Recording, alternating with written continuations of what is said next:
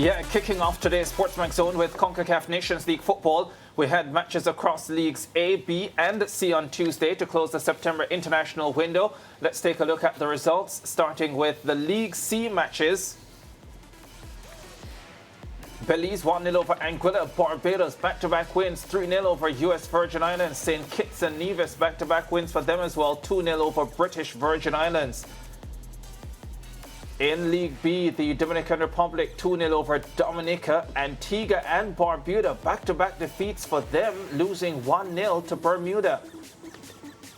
And then the big boys in League A, Cuba and Nicaragua playing to a 1-0 draw. Trinidad and Tobago and French Guyana ending 0-0, and Jamaica a 2-1 victory over Honduras.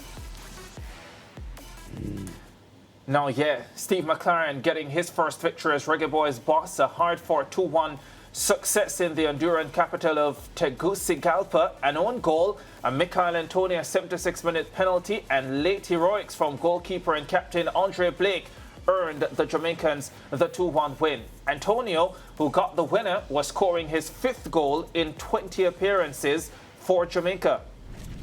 To be fair, a game against Cuba, we had a lot of opportunities that we didn't take. Today, again, we scored, managed to get the win. Obviously, we want to finish top of the table. So, all the chances we missed the first half, we're happy to get the win today. Yeah, and Coach McClaren was full of praise for the team's performance. Magnificent in every aspect. The first 30 minutes, I thought we were controlling the game. We were very brave in possession. We built from the back, and I was so impressed with that. It's difficult to come away and play football like that. The last 15 minutes, I think Honduras, they were so good, and we did well to survive, to get to 0-0. And the second half started very well, and we were always dangerous when we just won the ball. Always dangerous on transition. Yeah, meanwhile, Trinidad and Tobago's interim manager Derek King was left disappointed. His side could not snatch all 3 points as they ended goalless against French Guyana at the Dwight York Stadium. Performance is a bit disappointed. We didn't get 3 points. I think we went out there, we analyzed the team. Our ball movement was a bit slow. But we still create chances, and I think we should have get 3 points tonight. Yeah, and here's how the Soca Warriors captain Aubrey David described the result. The result for us is a draw that actually feels like a loss for us, because we know that 3 points tonight would have put us in a good position in the group once again. And unfortunately, we didn't get a goal. Kept a clean sheet, it was good, but we didn't get a goal. So it's a bittersweet feeling, because, as I said, it's a draw that actually feels like a loss. So we need to reset again, because we have 2 important games coming next week, and these games we need to win at all costs. Yeah, it's a great time of year for Brent Sancho. He gets to watch football, and more football from CONCACAF Nations League to SSFL in Trinidad and Tobago. And he joins us now to talk about the latest CONCACAF Nations League action. Brent, we're going to start with Jamaica and Honduras, and your assessment of that game and the performance specifically from the Reggae Boyz. Yeah, good afternoon, everyone. Look, at the end of the day, I think you have to give credit where credit is due, and getting a result in Honduras is certainly a positive for Jamaica. I know there's a lot of situations within the game that may have some concerns for Coach McClaren, but the mere fact that they were able to grind out a result against Honduras is very much a positive. Of course, in his remarks after the game, he spoke about how happy he was that the team was brave in trying to possess the football as well. I think that's also a positive. So all in all, the 3 points, and I'm very sure if you ask anyone in that Jamaica camp coming into this round of fixtures, if they had 4 points at the end of it, they would take that any day, and that's exactly what they have.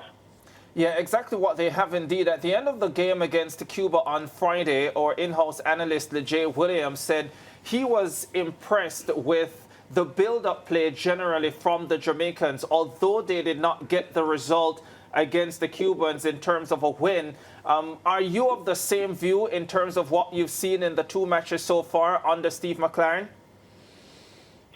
Yeah, I would have to suggest that. And I'm going based on the fact that you're seeing a clear identity with this Jamaica team under McClaren. Of course, he's now come in and there's a clear print as to how they want to do things, how they want to play. They're looking to be more of a possession-based team. Their build-up play have been good. It's been innovative in some of the work that they've done in terms of combination play. And the game in particular against Cuba, I just think that their quality in the final third certainly lacked. And I think that's the difference, really. And in Honduras, of course, they tried to implement the same thing, despite the fact that that's a very difficult place to go and play. They were still brave enough to attempt it. So I think the signs are there. I didn't expect this Jamaica team to turn into Barcelona or Manchester City overnight, but certainly the signs are there that they are willing to do things a little bit differently. They're willing now to stamp an identity on the way they want to play football games, and that is a positive.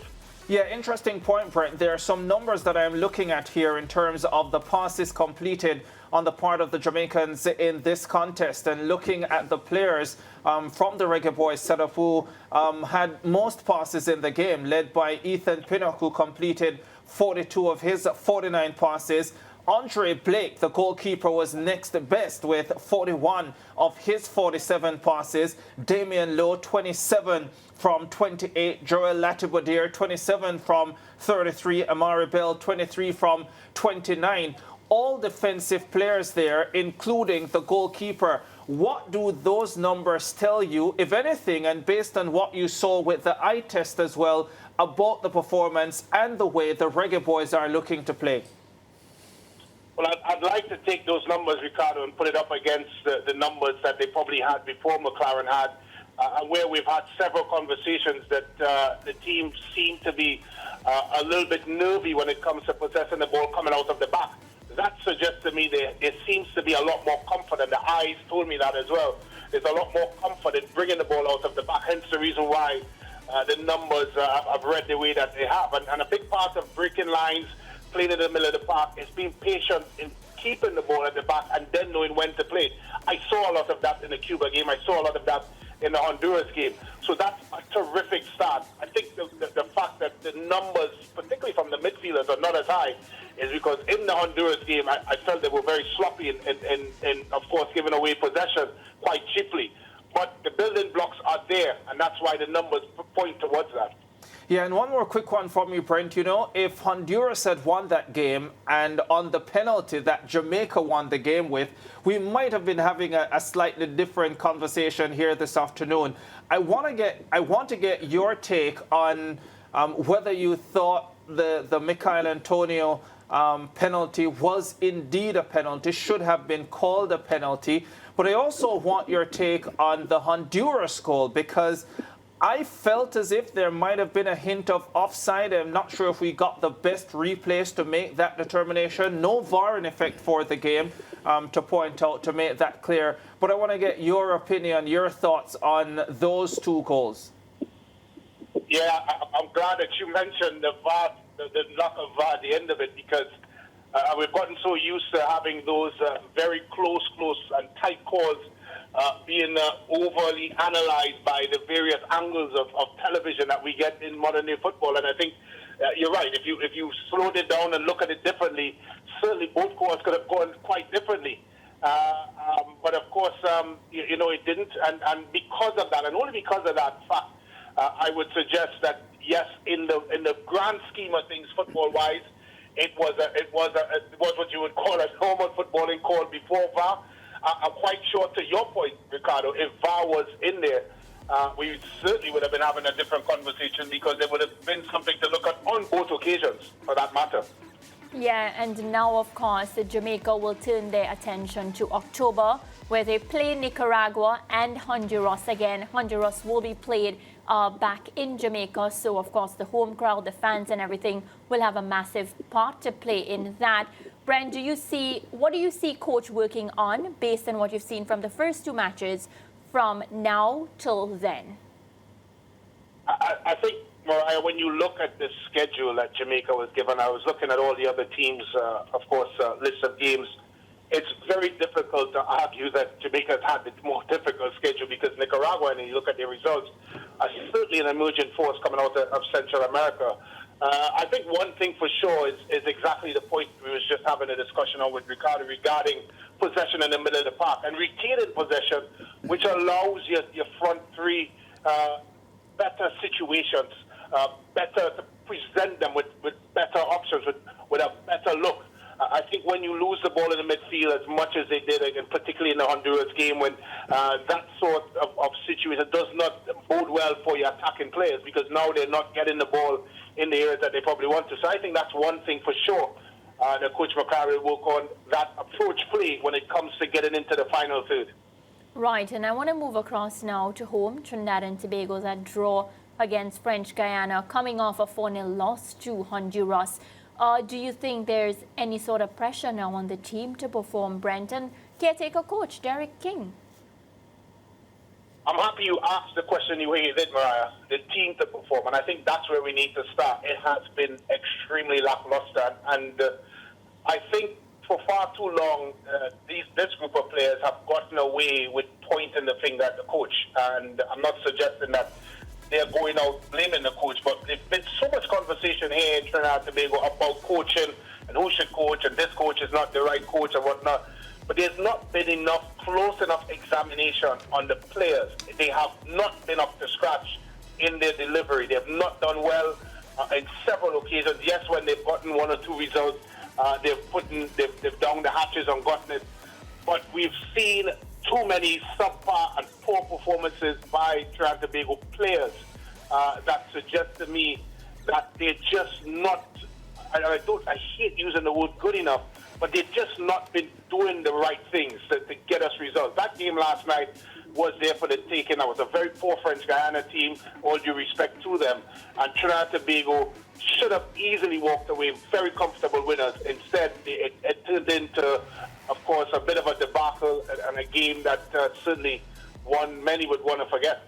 Yeah, and I was listening to the skipper, Aubrey David, after the match, in that post-match interview, saying that the draw definitely felt like a loss, especially because the players know their capabilities. He as captain understands that they have the capabilities to do it, but of course it was not translated in the results. So I pose this question to you, and based on your first response, I feel like I know where it's headed. But do you think that the Soca Warriors have taken a massive dip? And what will it take, Brent Sancho, to get them back to winning ways? Yeah, I think a dip is a bit of an understatement, and it's not comparing this team to any other Soca Warrior team. It's just comparing it to themselves and the standards that I know and I believe that they can get to.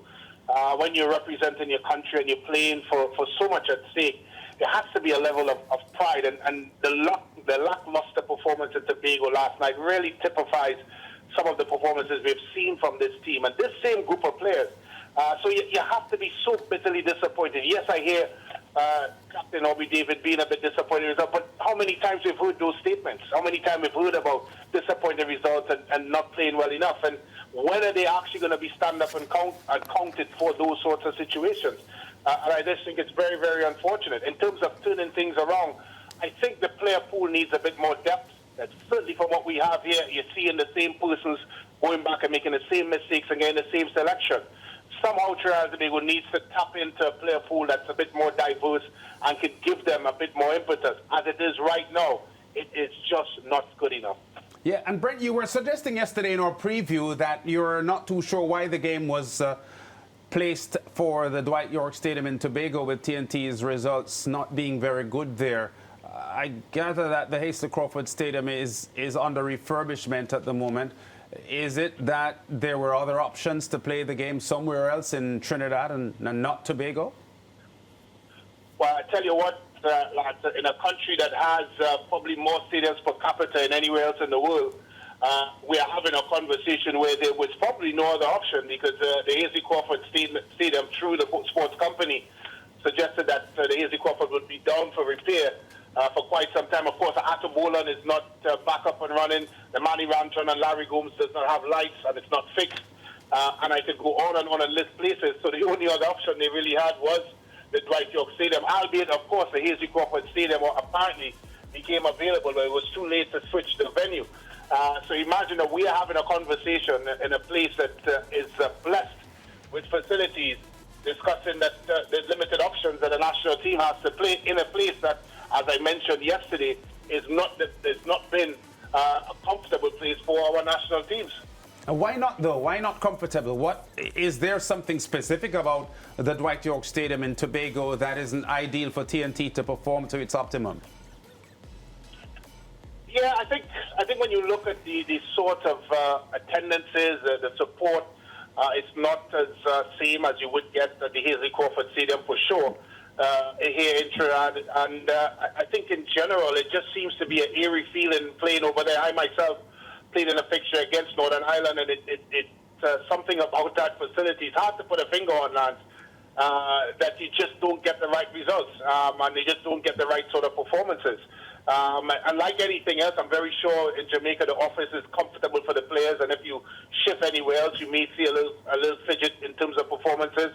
I would suggest the same as it relates to Dwight York. Yeah, I hope the Tobagonians aren't upset with you, Brent, for those statements that you just made. But quickly, am I correct that Aubrey David is the new captain of the team, or did he captain the team before? He's been the captain of the team for over the last 2 to 3 years. He's led the team quite well. Of course, Coach Anglesey would have had a shift in players where the regular captain in Kevin Molino, Sheldon Bato, and Kaleem Island and others would have been phased out of the team, and he's taken over since then. He's had a difficult task. It's a team that certainly has, as I mentioned in this broadcast, struggled for performances, or consistent performances, I should say, and buoyed with all sorts of challenges off the field as well. So it has been a very, very difficult tenure for him. I do give him credit because he's never shun away from, of course, giving the team perspective on matters. But certainly what I would like to see is the players now starting to take a look introspectively at what they have produced so far and start giving better performances. Yeah, for sure, Brent. Thank you very much, as usual, for joining us on today's show. You know, you did allude to something earlier in the conversation, and I think it was, specific to the format of the Nations League, CONCACAF Nations League, when you spoke to how difficult the fixtures for Jamaica look in comparison to some of the other teams. I don't really like the format being utilized in the first round, the Swiss format, but that's a discussion for another day. I'm pretty sure we'll take that one up and dissect that completely on another day. But thanks very much, Brent. We'll chat again soon. I just want to go on the record to suggest that CONCACAF is diabolical in even suggesting this format. It is ridiculous. But we'll talk about it some other time. We sure will. Thanks very much, Brent. Let's take a break on the SportsMax Zone. We'll be back with more.